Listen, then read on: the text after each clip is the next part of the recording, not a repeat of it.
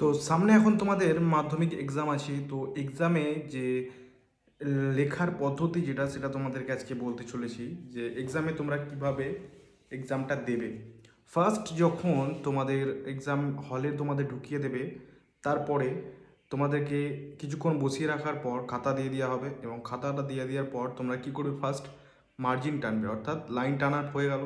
Line টানার পর খাতাটা কোশ্চেন দেওয়া হবে, কোশ্চেন দেওয়ার পর 10 মিনিট কোশ্চেনটা তোমাদেরকে দেখতে দেওয়া হবে। তো 10 মিনিট যখন কোশ্চেনটা তোমরা দেখবে, সেই সময় যে সমস্ত কোশ্চেনগুলো তোমরা পারবে সেগুলো আগে টিক দিয়ে দেবে, অন্য কোশ্চেনের দিকে তাকানোর দরকার নেই। যে কোশ্চেনগুলো তোমরা পারবে জাস্ট সেগুলো টিক দেবে, দেওয়ার পর শুরু করে দেবে লেখা। যে যে কোশ্চেনগুলো তোমরা পারলে সেই কোশ্চেনগুলোকে আগে লিখে নিলে, লিখে নেওয়ার পর এরপরে যে এক্সট্রা কোশ্চেনগুলো আছে সেই কোশ্চেনগুলোর দিকে করবে।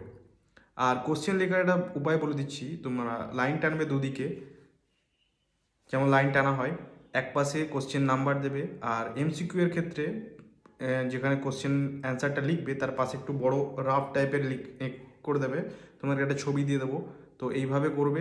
এইভাবে করলে কী হবে, এমসিকিউগুলো লিখলে এবং পাশে তার কিভাবে এসেছে এমসিকিউ অ্যান্সারটা সেটা যদি তোমরা লিখে দিতে পারো, সেক্ষেত্রে যে মাস্টার বা যে টিচার খাতাটা দেখবে তাদের ক্ষেত্রে কী সুবিধা হবে, তারা বুঝতে পারবে না ছেলেটার কনসেপ্ট আছে।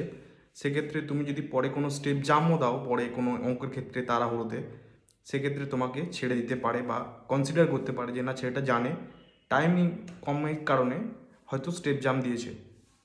এটা গেল। এরপরে তোমরা কোশ্চেন অ্যান্সারটা যেগুলো টাফ আছে সেগুলো করবে।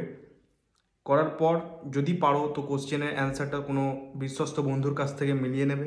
মিলিয়ে নেওয়ার পর খাতাটা জমা দেওয়ার আগে দুবার রিভিশন নেবে, দুবার না হলেও একবার রিভিশন দেবে, মিনিমাম একবার রিভিশন দেবে। তার কারণ কিছু কিছু অঙ্ক অনেক সময় ছেড়ে যায় বা পরের পেজে থাকে, সেটা আমাদের লক্ষ্য হয় না। সেক্ষেত্রে পরের পেজগুলো মাস্ট তোমরা দেখে নেবে যে কোনো অঙ্ক মিস হলো কি না।